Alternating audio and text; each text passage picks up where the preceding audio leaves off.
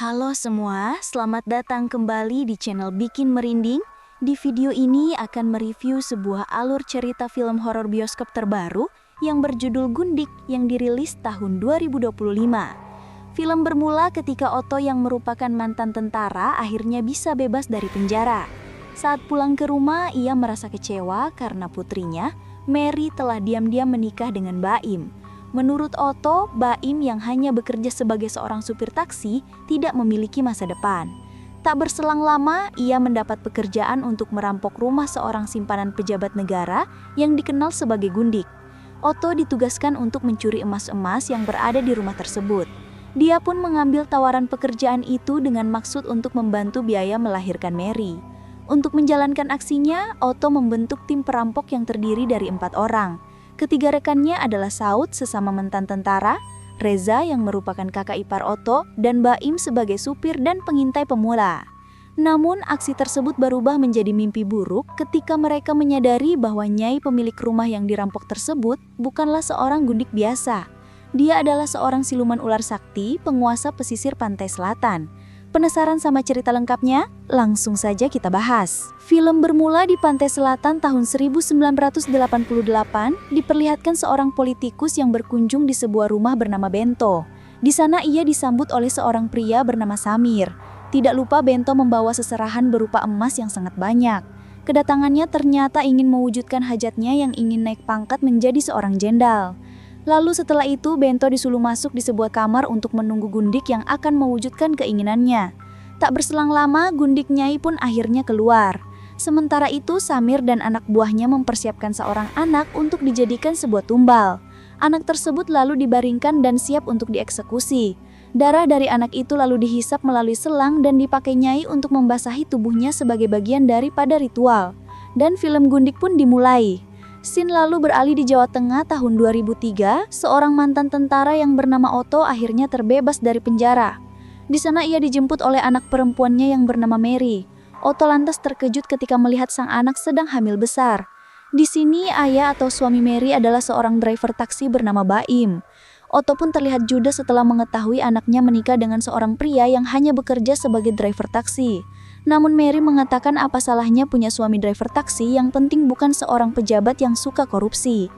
Di rumah mereka bertiga makan siang bersama, berita menayangkan bahwasanya kini Bento memantapkan dirinya untuk menjadi seorang presiden. Sore harinya pasutri itu sedang bersenda gurau di teras rumah. Otto memanggil Baim karena ibunya sedang menelpon. Sang ibu memanggil Baim Kolong untuk menjenguk ayahnya yang tengah sakit keras. Sesampainya di rumah sakit, ibu memberitahu Baim kalau kondisi ayah sudah kritis dan kata dokter tidak ada lagi yang bisa dilakukan. Sementara di rumah, Mary sudah menunjukkan kontraksi atau gejala akan melahirkan. Otto sempat mengajak pergi ke rumah sakit, namun Mary menolak karena biaya rumah sakit yang terlalu mahal. Tak berselang lama, seorang pria bernama Tony menelpon Otto yang ternyata adalah mantan rekan kerjanya. Tony ingin agar Otto mengumpulkan kembali timnya, tim spesialis mencuri barang-barang berharga. Mereka adalah Saud, Farsi, dan Surya. Tony berharap jobnya dilakukan besok malam atau kalau tidak ia akan menunggu lagi sampai bulan depan. Karena masalah ekonomi dan Mary yang akan segera melahirkan, akhirnya Otto menerima tawaran tersebut. Scene lalu beralih memperlihatkan teman lama Otto yang bernama Salman. Otto pun datang menemui Salman, yang mana Salman begitu senang melihat sahabatnya itu sudah keluar dari penjara. Salman sudah tahu kedatangan Otto dan setuju ikut dalam job kali ini. Teman selanjutnya bernama Reza, yang saat ini terlihat disiksa oleh para rentenir dikarenakan utangnya yang terlalu banyak. Namun, untungnya tak berselang lama, Otto dan Salman datang sebelum Reza diapa-apakan. Di sisi lain, Baim pulang ke rumah untuk mencari sebuah kotak wasiat bapak. Bapaknya ternyata tidak bisa meninggal sebelum ia menurunkan ilmunya. Dan dengan terpaksa, Baimlah yang harus mewariskan ilmu itu agar ayah mati dengan tenang. Setelah menemukan kotak itu, ibu menuntun Baim untuk menerima ilmu itu. Ritualnya cukup mudah, yaitu menerima ilmu tersebut dengan ikhlas dan tanpa paksaan. Setelah menerimanya, tak lama kemudian pihak rumah sakit menelpon yang mana ayah akhirnya meninggal dunia. Pada keesokan harinya, Otto dan yang lain hendak mengajak ayah Baim atau teman lamanya juga. Namun sayangnya ayah Baim telah meninggal dunia. Mau tidak mau, Otto harus mengajak Baim karena ilmu ayahnya kini sudah berada di dalam dirinya. Di malam hari, Baim bersiap-siap untuk berangkat melakukan pekerjaan haram itu. Di sini ia harus berbohong ke Mary kalau pihak perusahaan memanggilnya untuk kerja lembur. Singkat cerita, mereka pun akhirnya tiba di rumah Nyai Gundik. Otto mengajak Salman dan Reza masuk ke dalam, sementara Baim menunggu di luar dan memberikan isyarat klakson 3 kali jika ada tanda yang mencurigakan. Mereka bertiga pun masuk melalui jendela. Untuk memudahkan pencarian, mereka bertiga berpencar agar lebih cepat menemukan emas itu. Di luar, Baim melihat sosok nenek-nenek dari kejauhan sedang menari, dan tiba-tiba nenek-nenek itu muncul di kursi belakang yang membuat Baim kaget. Di sisi lain, Otto masuk di salah satu kamar dan melihat sebuah lukisan besar. Sementara itu, Salman yang masuk di salah satu ruangan mendapati seorang anak kecil tertidur dengan kedua tangan di rantai. Namun, saat akan menyelamatkannya, Salman dikejutkan dengan kemunculan Samir. Dengan memakai jubah hitam dan topeng, Salman menuduh Samir adalah seorang pedofilia. Namun, Samir mengatakan kalau anak kecil tersebut nyatanya sudah berusia 70 tahun. Sementara di luar, Baim sudah bosan menunggu. Di sana, ia menemukan tanda di sebuah palang yang mana setelah disentuh tangan Baim langsung kepanasan. Tidak hanya itu, ia dikejutkan dengan kemunculan banyak pocong di halaman rumah. Namun, ia ingat kini ia punya ilmu dari ayahnya, yang kemudian membuat para pocong itu menghilang. Tidak berhenti sampai di situ, Baim masuk ke mobil dan membunyikan klakson. Sebagai tanda ada yang tidak beres di rumah itu. Namun, sekuat apapun berusaha, nyatanya mobil itu tidak bersuara sedikit pun. Kembali kepada Salman dan Samir yang masih sibuk berduel. Sementara Otto lagi bersantai sambil meneguk wine. Di lain sisi, Reza masuk di salah satu kamar anak-anak. Ketika sedang lelah mencari Reza menyempatkan dirinya duduk di atas kasur dan tiba-tiba ada sosok arwah anak kecil yang membuat Reza takut bukan kepalang. Karena hal itu, ia pun berlari keluar dari kamar itu. Reza juga melihat beberapa foto Nyai Gundik dan para pejabat yang sudah meminta hajat kepadanya. Ia pun berpapasan dengan Baim, di mana Baim melihat sosok kedua kaki hinggap di pundak Reza.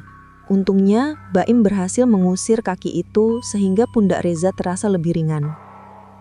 Setelah itu, Salman berhasil membawa Samir kepada Otto. Salman memberitahu jika orang ini adalah seorang pedofilia. Namun, Otto mengatakan kalau kedatangan mereka di sini untuk mencari emas, bukan mengurusi fantasi bapak tua ini. Salman kemudian menyiksa Samir untuk mencari tahu letak emas itu. Namun, Samir menolak membuka mulut dan malah terlihat seperti menyukai siksaan yang diberikan. Ia malah berkata kalau mereka telah masuk di rumah dan waktu yang salah. Sebentar lagi nasib buruk akan menimpa mereka semua. Reza dan Baim juga sudah berkumpul dengan mereka berdua. Otto lalu bertanya di mana sosok Nyai Gundik. Tentu Samir tidak akan memberitahunya, apalagi sekarang Gundik sedang tertidur. Karena itulah Otto berinisiatif sendiri mencari Nyai Gundik. Ia menatap lukisan besar di depannya yang membuat Samir terlihat tegang. Seketika, ia menemukan sebuah tombol dan setelah ditekan, akhirnya ruangan rahasia terbuka. Samir sendiri berhasil melarikan diri setelah menyadari keempatnya lengah. Saat mereka berempat masuk, mereka pun melihat Nyai Gundik sedang tertidur dan sedang berganti kulit. Tidak hanya itu, ternyata di ruangan ini jugalah emas yang dicari disembunyikan. Otto bertanya kenapa Baim ikut masuk ke rumah ini dan tidak berjaga seperti ayahnya dulu. Baim menyatakan kalau ia merasa di rumah ini ada yang tidak beres. Namun, saat akan kembali, Otto menyuruh Baim mengumpulkan emas untuk mempersingkat waktu. Namun yang mereka tidak sadari, di luar Samir telah melakukan ritual untuk membangkitkan Gundik. Setelah mengambil emas, mereka pun langsung cabut. Bersamaan dengan itu, Gundik telah terbangun dari tidurnya. Di luar, Salman sempat ingin membantu anak kecil yang ditemukan tadi. Namun, Otto melarang karena tujuan mereka adalah untuk mengambil emasnya, bukan menolong anak kecil itu. Namun karena tetap tidak tega, akhirnya Salman pun pergi ke kamar menemui sang anak. Mau tidak mau, Otto harus mengikuti dan membantu Salman. Namun sesampainya di sana, anehnya anak kecil itu telah menghilang. Karena itulah Otto mengajak Salman untuk cepat keluar sebelum ketahuan. Baim yang khawatir akan keselamatan mereka berdua, izin ke Reza untuk masuk ke dalam lagi. Reza yang gelak mata akan banyaknya emas, berniat kabur meninggalkan mereka bertiga. Namun, Baim cukup bijak karena ia telah menyembunyikan setir mobil sebelumnya. Akhirnya ia kembali masuk ke dalam rumah mencari teman-temannya, dan singkat cerita, mereka berempat pun berhasil bertemu satu sama lain. Tapi saat akan keluar, tiba-tiba lampu padam. Sosok Gundik juga sudah mulai menunjukkan eksistensinya. Saat dihujani peluru, Gundik pun tiba-tiba menghilang. Gundik mulai meneror mereka yang membuat mereka berempat lari terpontang-panting. Anehnya, sejauh apapun mereka berlari, mereka pada akhirnya kembali ke tempat yang sama. Saat lampu menyala, sosok Gundik berada duduk di atas sofa. Ia mempertanyakan mau dibawa kemana emas-emasnya. Bahkan, yang lebih ajaib, Gundik kebal terkena peluru. Di sini Gundik seakan tertarik dengan salah satu di antara mereka, yakni Baim. Gundik menunjukkan keganasannya dengan menebas kepala Salman hingga badan dan kepalanya terpisah menjadi dua bagian. Otto dan Reza yang hendak melarikan diri dibuat kebingungan saat jendela mereka lewat masuk menghilang. Mereka berdua kemudian memutuskan bersembunyi di dalam lemari. Di luar sana, Gundik mencari keberadaan mereka berdua. Selain itu, Baim juga bersembunyi di dalam sebuah lemari. Mary sampai bermimpi buruk karena memiliki firasat tidak enak terhadap suaminya.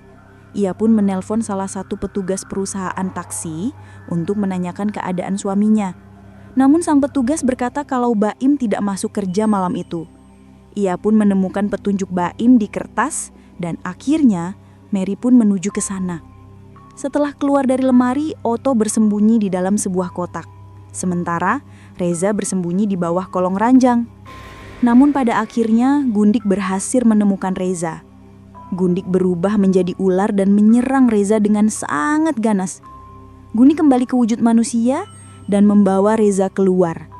Setelah itu, Otto juga ikut keluar. Dan tanpa diduga, Samir menyerangnya dari belakang. Sementara itu, Baim yang sadar terlihat berada di pantai. Anehnya, Gundik terlihat suka dengan Baim. Namun ternyata itu semua hanyalah mimpi buruknya semata. Di sana ia menemukan anak kecil yang sebelumnya dijumpai Salman sedang dirantai, dan ternyata anak kecil tersebut bukan perempuan, melainkan laki-laki. Ia telah menunggu seseorang dengan weton Jumat Kliwon datang ke rumah itu untuk membunuh Gundik. Dan ternyata weton itu sesuai dengan kelahiran Baim.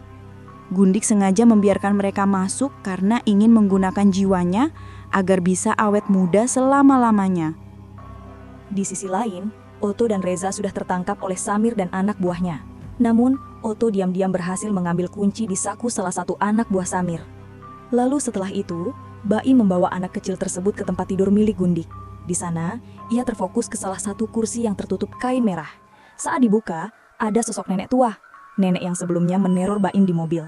Dikira nenek tua ini adalah Nyai yang sebenarnya. Gundik mengkhianatinya seperti anak kecil itu yang akan segera mengkhianati Gundik. Sementara itu, Samir dan Gundik mengeksekusi Reza dengan memotong satu persatu bagian tubuhnya bak seorang psikopat. Darah yang keluar mengalir ke tubuh sang nenek karena Gundik memerlukannya untuk tetap hidup abadi. Lalu, saat giliran Otto yang akan dieksekusi, ia sudah bebas dan mengambil pistol lalu menembak Gundik dan Samir. Gundik yang kebal dapat selamat, sedangkan Samir harus meregang nyawa. Nenek lalu menyuruh Baim membuka tuas di sampingnya. Setelah dibuka, anak kecil tadi langsung diguyur darah hingga membasahi tubuhnya. Di sisi lain, Otto yang tersudutkan sempat melakukan perlawanan hingga berhasil menebas leher Gundik. Ia pun berjalan tertatih-tatih setelah menerima luka tusukan di perutnya. Nampak sekilas, Otto melihat istrinya berjalan menghampirinya, namun sialnya itu adalah sosok Gundik yang sedang menyamar. Pada akhirnya, Nyai Gundik berhasil membunuh Otto. Di sisi lain, Mary akhirnya tiba di rumah itu. Lalu Baim disuruh meneteskan darah sucinya agar tercampur dengan darah tumbal untuk anak kecil itu. Anehnya, anak kecil tadi kini sudah berubah menjadi sosok mengerikan bermata satu.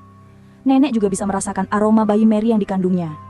Gundik yang datang sangat senang karena mengira anak itu akan bersekutu dengannya Namun makhluk itu justru mencekik leher Gundik hingga mati. Yang Mbak Im tidak tahu, jika makhluk itu berhasil memakan janin bayi, maka ia akan sempurna dan hidup abadi. Saat melarikan diri, sialnya perut Mary tiba-tiba kesakitan. Karena darurat, akhirnya Mbak Im memilih membantu persalinan Mary di dalam bathtub. Dan singkat cerita, bayi itu lahir dalam keadaan selamat. Namun makhluk itu juga datang untuk merebut bayi tersebut.